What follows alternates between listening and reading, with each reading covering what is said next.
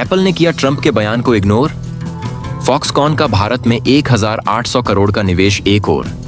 जहां अमेरिका के पूर्व राष्ट्रपति डोनाल्ड ट्रंप एप्पल से भारत में आईफोन उत्पादन बंद कर अमेरिका में बनाने की अपील कर रहे हैं, वहीं दूसरी ओर एप्पल की मैन्युफैक्चरिंग पार्टनर फॉक्सकॉन ने भारत में बड़ा दांव खेल दिया है।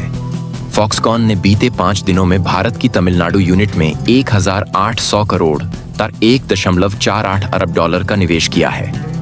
यह निवेश 14 मई से 19 मई के बीच सिंगापुर स्थित अपनी सब्सिडियरी के जरिए किया गया है।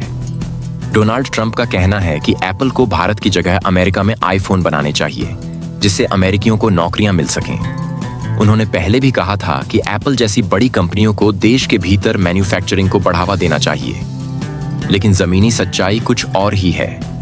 अमेरिका में मैन्युफैक्चरिंग कॉस्ट ज्यादा, उत्पादन धीमा और राजनीतिक वातावरण अनिश्चित है।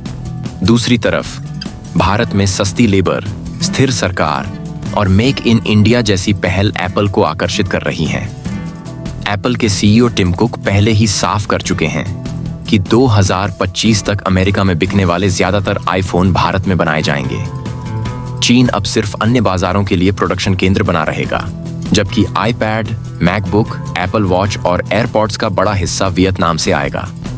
भारत में अब फॉक्सकॉन के अलावा टाटा इलेक्ट्रॉनिक्स और पेगाट्रॉन भी आईफोन बना रही हैं। इतना ही नहीं, बीते साल भारत से 22 अरब डॉलर के आईफोन एक्सपोर्ट हो चुके हैं, जो पिछले वर्षों की तुलना में करीब 60% ज्यादा है। ट्रंप के बयान के ठीक बाद भारत में इतने बड़े निवेश को कुछ विश्लेषक सीधे तौर पर एप्पल द्वारा अमेरिकी दबाव को इग्नोर करने के रूप में देख रहे हैं।